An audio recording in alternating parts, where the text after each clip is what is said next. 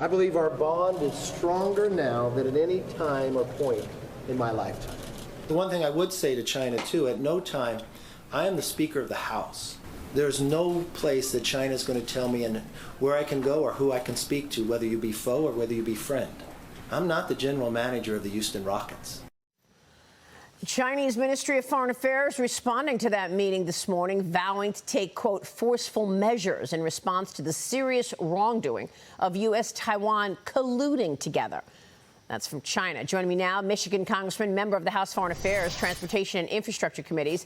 He's also an Iraq War veteran himself. John James is here. Congressman, it's great to see you this morning. Thanks so much for being here. Good morning, Maria. Thanks for having me on. So what is your response to China's response to Kevin McCarthy? My response to China's response, look, Joe Biden has presided over one of the most astounding declines in American influence in history. And I'm glad Speaker McCarthy is standing by Americans' promises to stay by our allies. Speaker McCarthy, by meeting with the Taiwanese president while she came over here, I think is a remarkable show of strength. And it shows our enemies that we will not be intimidated. And it shows our friends that we will stick by their side when time gets tough. Yeah, but look, China still has most favored nation status. That means that they have an advantage in terms of trade with the United States. Look at the deficit that we're talking about in terms of the trade deficit. The U.S. on the losing end of that arrangement. Will you pursue removing China's most favored nation status? I mean, and it's not just that. It's also that China also wants to be considered a developing nation. China's not a developing nation. China wants to evade its responsibilities to maintain world peace. It wants to evade its responsibilities to maintain human rights using Uyghur slave labor and African slave labor to grow their environment and to grow their economy. And while everybody on this side wants to talk about a Green New Deal, China's permitting 2 coal plants per week. And so I guess they figured out some way to keep their CO2 over there. But Biden's Green New Deal agenda is crushing American families. We absolutely must hold China accountable. And we do that by being strong at home, by getting our energy independence here at home and hold China to account for its abuses all over the world. Yeah, but what are you going to do about it? I mean, that's the issue. We understand the challenge. Then, you know, communist China is now attacking Kevin McCarthy, the Republicans calling this a serious misstep. What are you going to do about it as an elected what are we going to do? I'll tell you what we've already done. We voted, and I'm also on House Foreign Affairs, in addition to Transportation Infrastructure. And we just voted out of committee revoking, saying that China is not a developing nation.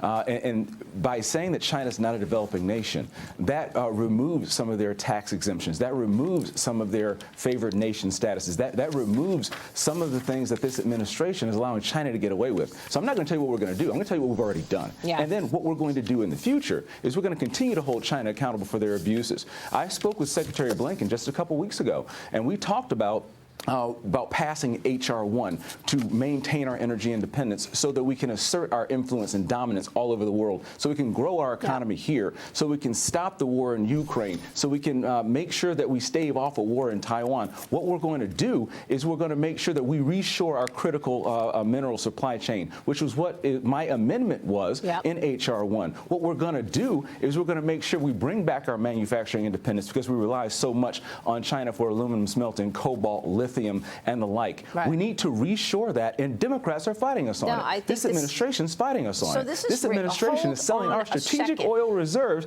to China. Joe Biden doesn't hate oil. He hates American oil. And we're going to hold him accountable for what he is allowing China to do. So I'm going to tell you what we've already done. I'm going to tell you what we're going to do. And I'm going to be back on here in about a year, and I'm going to say this is what we've done, and the American people are going to reward us for it in 2024. Well, Congressman, I hope you come back before a year, by the way. But look, you're talking about H.R. 1. You contributed the House's H.R. 1 bill substantially. It adds this amendment, your amendment, to the reshoring mineral supply chains. The price of regular gasoline is $3.55 this morning. That's up in just a month. Analysts are telling Fox Business that $4 a gas is probably a given at this point. But in terms terms of this climate change agenda, Joe Biden is just vetoing anything out of the Republicans that he doesn't agree with, and this is probably going to get a veto, your H.R. 1.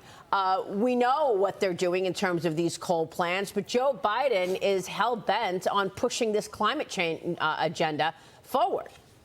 Look, Maria, you are absolutely right. And make no mistake, your pain is Joe Biden's plan. Yeah. Joe Biden's Green New Deal initiative only works. It only works if you have pain at the pump.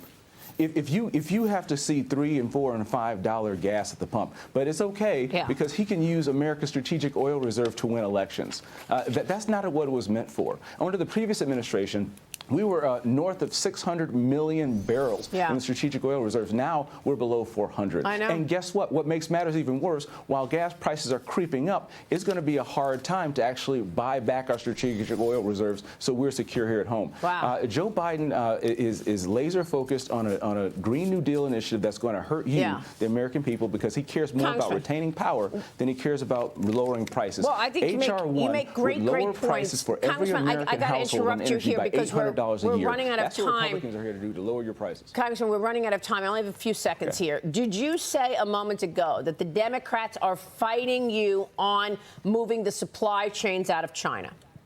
That's exactly right. Wow. They're fighting us on moving the supply chains out of China, and we need to get on the same team to lower prices for the American people. That's unbelievable.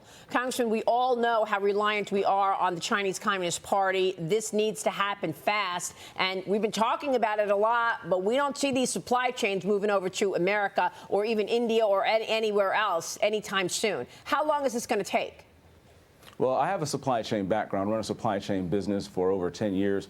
It's going to take about as long as the Biden administration stands in our way. Okay. The American people stand ready to make and build the future, and we stand ready to export our energy, to grow our economy, and to make our allies more resilient against communists. But Democrats stand in our way, and we're going to give them every reason to vote with us and lower prices for the American people and secure our nation. Congressman, thank you so much. We'll be watching your moves. We appreciate your time this morning. God bless. Happy Easter weekend. All right, you too. Congressman John James, happy Easter. We'll be right back.